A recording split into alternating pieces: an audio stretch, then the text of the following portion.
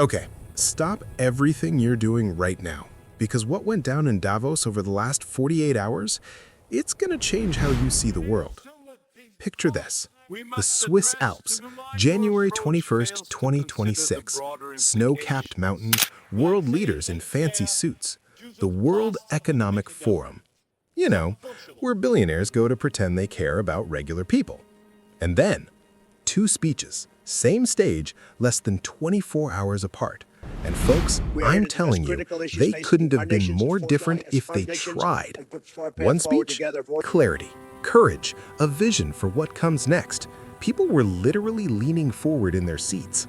The other one, well, let's just say someone was trying really hard to get out of a mess he created himself, and it showed. Now here's the thing. The headlines right now, they're all about Trump's deal, his framework agreement, his victory. But that's not the real story, not even close.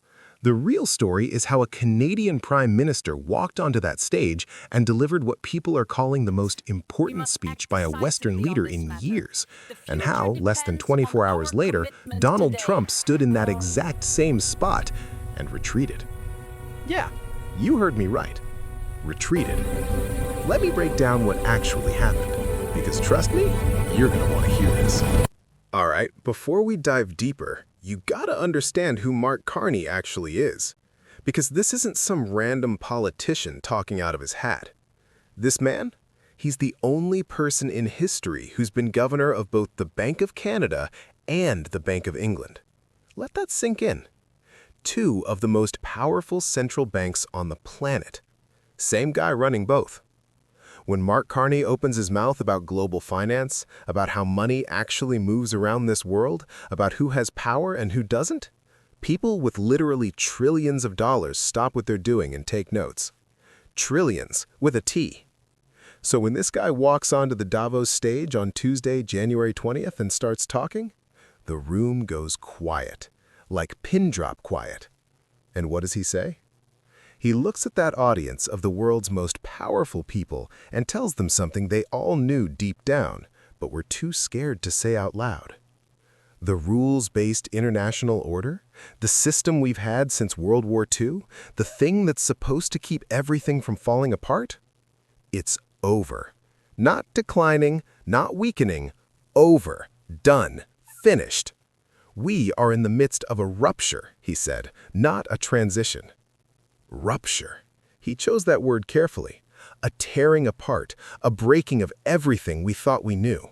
But here's where Carney did something absolutely brilliant. He didn't just point at the problem and shrug. He didn't give us some weak thoughts and prayers nonsense. He laid out exactly how we got here. And honestly, it was savage. He talked about something he called the useful fiction. For decades, countries like Canada operated under this story we all told ourselves, that everyone plays by the same rules, that international law matters equally for everyone, that the big dogs would show restraint. And then Carney just admitted it, right there on stage. We knew the story was partially false, he said. The strongest countries exempt themselves when it's convenient. Trade rules get enforced differently depending on who you are. International law? It applies with varying rigor, depending on who's being accused. Varying rigor? That's diplomatic speak for rich countries do what they want. And then came the line that made everyone's jaw drop. You cannot live within the lie of mutual benefit through integration when integration becomes the source of your subordination. Read that again in your head. When partnership turns to domination. When being connected to someone bigger doesn't help you, it controls you. Everyone in that room knew exactly who he was talking about, and he never even said the name. Now, Carney wasn't just venting. He had a message, and it was aimed directly at what he called middle powers. Countries like Canada, France, Germany, Australia. Nations that have real economic and military muscle, but not enough to go toe-to-toe with the superpowers alone. And he told them something they desperately needed to hear. If you are not at the table, you are on the menu. Boom! That line hit like a truck, because everyone in that room understood the context. At that exact moment, Donald Trump was out there threatening military action against Greenland. He was demanding that Denmark, a NATO ally, just hand over sovereign territory. He was threatening tariffs against 8 European nations. The leader of the free world was treating the Atlantic Alliance like a real estate deal gone bad. And Carney, without ever saying Trump's name, was basically telling Europe, you have a choice. Stand together or get eaten one by one. He talked about what Canada had been doing since he took office, doubling defense spending, signing 12 new trade and security agreements across 4 continents in just 6 months, getting closer to the European Union, building what he called strategic autonomy. That's a fancy way of saying the ability to say no, the power to resist pressure, the freedom to not be pushed around. And then Carney went there. He addressed the Greenland situation directly. No diplomatic dancing around, just straight up. Canada stands firmly with Greenland and Denmark and their unique right to determine Greenland's future. Their right, their future, their choice. He called the whole situation a test of NATO. He said Canada's commitment to Article 5, that's the collective defense clause, the one that says an attack on one is an attack on all, was unwavering. And he opposed the tariffs Trump had been threatening. The speech went back and forth between French and English. It was measured. It was precise. And honestly, it was devastating. The international reaction came fast. BBC called it one of the best speeches by a world leader in years. Rolling Stone praised its clarity and courage. Foreign policy experts across Europe said this was exactly what the moment needed. Someone was finally saying out loud what everyone had been thinking in private. The emperor had no clothes, and Mark Carney just pointed at him. Now, fast forward. Less than 24 hours later, Wednesday, January 21st. Donald Trump takes the same stage, same podium, same audience. And folks, the contrast was something else.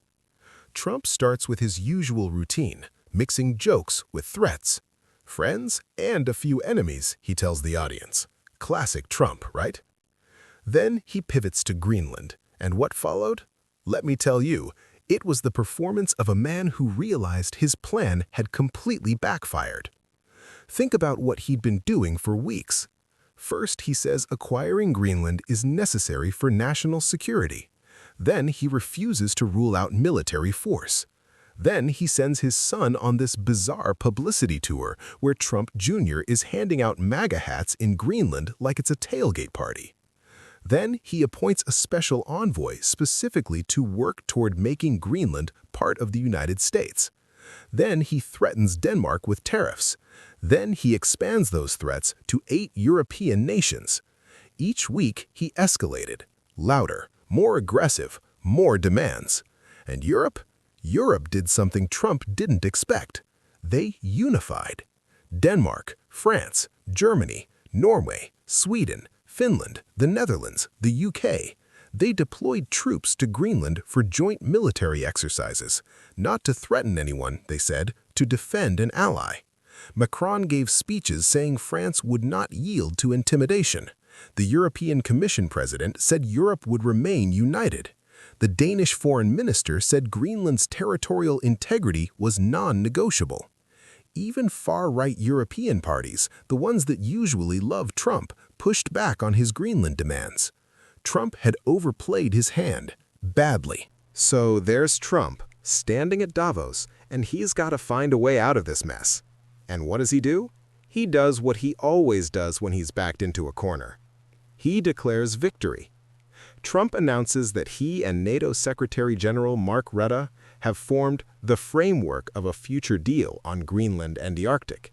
And based on this framework, he won't be imposing those tariffs scheduled for February 1st. Framework of a deal.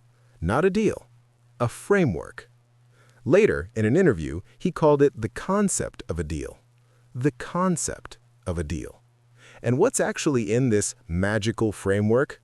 Trump said something about cooperation on his Golden Dome missile defense project, something about mineral rights, something about security arrangements. But when reporters asked the real question, whether the United States would actually gain ownership of Greenland, Trump got evasive. "I didn't want to say yet. It's complex." Complex. That's what you say when you're backing down, but you really don't want to admit it. Let me translate what actually happened here, because this is important. Trump went to Davos demanding ownership of Greenland, full ownership. He said anything less was unacceptable. He threatened military force. He threatened economic warfare. And Europe called his bluff. Denmark didn't blink. France didn't blink. Germany didn't blink. They deployed troops. They prepared for the worst, and they made crystal clear, if the United States attacks Greenland, they invoke Article 5.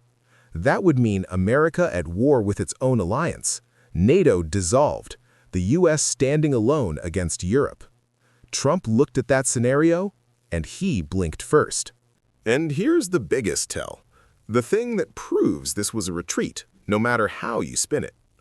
During his Davos speech, Trump said something he'd refused to say for weeks. He explicitly said he would not use force. Military is not on the table, he told reporters afterward. For weeks, he'd been asked point blank, will you rule out military action against Greenland? And every single time, he refused to answer. He left it hanging. The threat was part of his leverage. And now, with the whole world watching, he ruled it out. That's not a pivot. That's not a negotiating tactic. That's a climb down. The Danish foreign minister was asked about Trump's framework announcement, and his response was perfect. He said Denmark would not negotiate based on abandoning fundamental principles. And then, almost like he was explaining something to a child, he added, "We live in 2026. We live in 2026. Territorial conquest doesn't work the way it did in the 1800s. Trump went to Davos projecting dominance. He left having abandoned his most extreme demands. He declared victory, sure, but everyone who was actually paying attention saw what happened. Mark Carney didn't confront Trump directly. He didn't need to. He just laid out a different vision.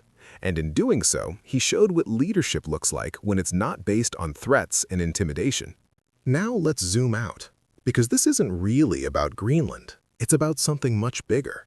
For decades, American presidents could make demands and expect everyone to fall in line, not through force necessarily, just through the sheer weight of American power, economic dominance, military supremacy. The US wrote the rules, enforced them when convenient, and expected deference. And for most of the post-war period, that system worked. Allies accepted American leadership because the benefits outweighed the costs. America protected shipping lanes, provided the nuclear umbrella, anchored the global financial system. But that bargain, it's breaking down. And Greenland is the moment where it became impossible to ignore. Trump assumed he could bully Denmark the way presidents might have in the past. He assumed threats would produce compliance. He assumed Europe would prioritize their relationship with Washington over silly things like sovereignty and territorial integrity. He was wrong. And Carney predicted exactly this in his speech the day before. He said that when great powers abandon rules for raw transactionalism, when they try to monetize every relationship, allies will diversify. They'll buy insurance. They'll build the capacity to resist. That's exactly what happened. Europe looked at Trump's threats and realized they couldn't rely on American restraint anymore. So they acted. They deployed forces. They coordinated. They showed that even middle powers, when unified, can push back against a superpower. This is the rupture Carney was describing, the old order dying, something new being born. So what happens next? Look, the Greenland crisis might be diffused for now, but the underlying tensions, they're not going anywhere.